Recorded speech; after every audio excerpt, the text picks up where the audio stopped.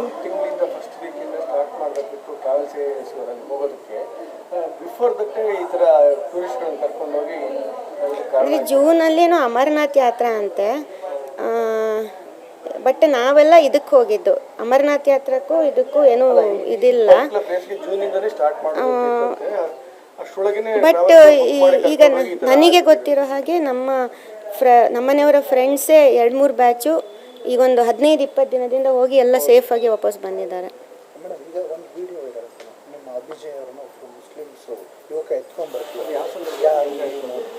ಅದು ಆ್ಯಕ್ಚುಲಿ ಎಲ್ಲ attack just ಒಂದು 5-10 ಮಿನಿಟ್ಸ್ ಒಳಗೆ ಅಷ್ಟು ಅಟ್ಯಾಕ್ ಆಗಿ ಅವರೆಲ್ಲೋ ಹೋಗ್ಬಿಟ್ರು, ಎಲ್ಲಿ ಹೋದ್ರು ಅಂತ ಗೊತ್ತಾಗಲಿಲ್ಲ. ಸೊ ನಾವು ಈಗ ಅಂದರೆ ಅಟ್ಲೀಸ್ಟ್ ಈ ವಿಚಾರ ತಿಳಿಸ್ಬೇಕಲ್ಲ, ಅದಕ್ಕಾರು ಫೋನಿಗೆ ಅಂತೆಲ್ಲ ಹೇಳಿ ಇದು ಮಾಡ್ತಿದ್ವಿ. ನೆಟ್ವರ್ಕ್ ಇರಲಿಲ್ಲ ಅಲ್ಲಿ, ಯಾರೂ ಇರಲಿಲ್ಲ. ಆಲ್ಮೋಸ್ಟ್ ಒಂದು 3/4 ಗಂಟೆಯಿಂದ 1 ಅವರು ನೀವು ಅದೇ ಕ್ಲಿಪ್ಪಿಂಗ್ಸಲ್ಲಿ ನೋಡಿರ್ಬೋದು. ಅದೇ ನ್ಯೂಲಿ ಮ್ಯಾರಿಡ್ ಕಪಲ್ಲು, ಆಮೇಲೆ ಇನ್ನೊಬ್ಬರು ತಾಯಿ ಮಗ, ಒಂದು 4ನೇ ಕ್ಲಾಸಿನ ಹುಡುಗ, ಮತ್ತು ನಾವು ಎಲ್ಲರೂ ಹೆಲ್ಪಿಗೋಸ್ಕರ ಇದು ಮಾಡ್ತಾಯಿದ್ದು. ಇನ್ನೊಬ್ಬರು ಲೇಡಿ ಅಳ್ತಾ ಇರ್ತಾರೆ, ನಮ್ಮ ಮನೆಯವರಿಗೆ ಉಳಿಸಿ ಅಂತ ಹೇಳಿ. ಇನ್ನೊಬ್ಬ ಚಿಕ್ಕ ಹುಡುಗ ಇದು ಮಾಡ್ತಿರ್ತಾನೆ. ಸೊ ಆ ಟೈಮಲ್ಲಿ ಒಂದು 3/4 ಗಂಟೆ ಯಾರೂ ಅಲ್ಲಿ ಬರಲೂ ಇಲ್ಲ. ಆಮೇಲೆ ಇಬ್ಬರು ಲೋಕಲೈಟ್ಸು, ಅವರು ಲೋಕಲ್ನವರು ಅಂತ ಹೇಳಿದರು, ಅವ್ರು ಬಂದರು. ನಾನು ಒಬ್ಬರ ಹತ್ರ ಮೊಬೈಲ್ ಕೇಳಿದೆ, ಹಿಂಗೆ ವಿಚಾರ ಆಗಿದೆ ಅಂತ ತಿಳ್ಸೋಕ್ಕೆ ಅಂತ. ಬಟ್ ನಂಗೆ ಆವಾಗಲೂ ನೆಟ್ವರ್ಕ್ ಸಿಗಲಿಲ್ಲ, ಕನೆಕ್ಟ್ ಆಗಲಿಲ್ಲ. ಆ್ಯಕ್ಚುಲಿ ನಂಗಲ್ಲಿ ನಮ್ಮ ಮನೆಯವ್ರನ್ನ ಬಿಟ್ಟು ಬರಬಾರ್ದು ಅಂತ ನಾನು ನನ್ನ ಮಗ ಅಲ್ಲೇ ಕೂತಿದ್ವಿ. ಬಟ್ ಆಮೇಲೆ ಇನ್ನೂ ಇಬ್ಬರು ಬಂದರು, ಒಟ್ಟೊಂದು 6 ಜನ ಬಂದರು ಅಲ್ಲಿ ಏನಾಗಿದೆ ಪರಿಸ್ಥಿತಿ ಇದು ಮಾಡೋಕ್ಕೆ. ಅವ್ರು ಬಂದುಬಿಟ್ಟು ಏನೂ ಹೆದರಬೇಡಿ, ಆರ್ಮಿಯವರಿಗೆ ವಿಚಾರ ಗೊತ್ತಾಗಿದೆ, ಎಲ್ಲರೂ ಬರ್ತಾ ಇದ್ದಾರೆ, ಈಗ ನಾವಿಲ್ಲಿಂದ ಹೋಗೋಣ, ನಾವು ಕರ್ಕೊಂಡು ಹೋಗ್ತೀವಿ ಅಂತ ಹೇಳಿದರು.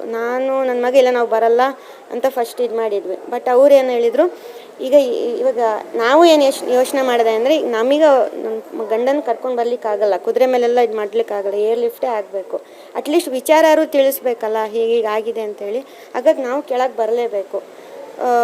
ಅವರು ಏನು ಹೇಳಿದರು, ಈಗ ಅಟ್ಯಾಕ್ ನಿಂತಿದೆಯೋ ಎಲ್ಲೋ ಗೊತ್ತಿಲ್ಲ, ಈಗ ನೀವು ಅಟ್ಲೀಸ್ಟ್ ನೀವು ಬದುಕಿದ್ದೀರ, ಬನ್ನಿ ಕೆಳಗೆ ಹೋಗೋಣ, ಬೇರೆದೆಲ್ಲ ಆರ್ಮಿ ನೋಡ್ಕೊಳ್ಳುತ್ತೆ, ನೀವು ಬನ್ನಿ ಅಂತ ಹೇಳಿ ನಮಗೆ ಕರ್ಕೊಂಡು ಬಂದರು. ನನ್ನ ಮಗನಿಗೆ ಸ್ವಲ್ಪ ಹೆಲ್ತ್ ಇದಾಗಿ ಅವನಿಗೆ ಸುಸ್ತಾಗಿತ್ತು. ಸೊ ಅವನನ್ನು ಬೆನ್ನ ಮೇಲೆ ಕೂರಿಸ್ಕೊಂಡು ಬಂದರು. ಇನ್ನೊಬ್ಬ ಹುಡುಗ ನನ್ನನ್ನು ಕೈ ಹಿಡ್ಕೊಂಡು ಇದು ಮಾಡಿ ಕೆಳಗೆವರೆಗೂ ಬಿಟ್ಟ.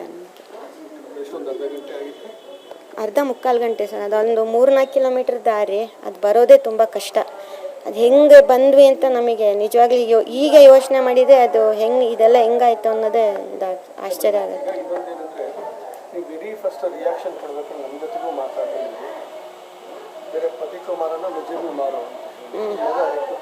ಅಂದರೆ ಆ ಸಂದರ್ಭದಲ್ಲಿ, ಆ ಸನ್ನಿವೇಶದಲ್ಲಿ ಇಷ್ಟು ದಿಟ್ಟತನದ ಉತ್ತರ ಗುರುಗಾಮಿಗಳಿಗೆ ಕೊಡುವಂಥ ಮಾನಸಿಕ ಸ್ಥೈರ್ಯ ಹೇಗೆ ಸರ್? ಆ್ಯಕ್ಚುಲಿ ನನಗೆ ನನ್ನ ಗಂಡನ್ನ ಆ ಸ್ಥಿತಿಯಲ್ಲಿ ನೋಡಿ ಅವ್ರ ಜೀವನ ಇಲ್ಲ ಅಂತಂದಾಗ ನನಗೆ ಈಗಲೂ ನನಗೆ ಸಾವಿನ ಹೆದರಿಕೆನೇ ಇಲ್ಲ. ಈಗ ಬಂದು ನನಗೆ ಯಾರು ಸಾಯಿಸಿದ್ರು ನಾನು ಡೋಂಟ್ ಕೇರ್ ಅನ್ನೋ ರೀತಿಯಲ್ಲೇ ನಾನಿದ್ದೀನಿ.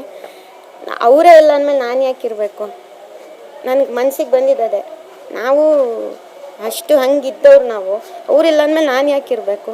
ಸೊ ನಮ್ಮನ್ನು ಸಾಯಿಸ್ಬಿಟ್ರೆ ಆರಾಮಾಗೆ ಮುಗೀತಲ್ಲ, ಎಂಡಲ್ಲ, ದಿ ಎಂಡ್. ಇದಲ್ಲೇ ನಾನು ಹೇಳಿದ್ದು.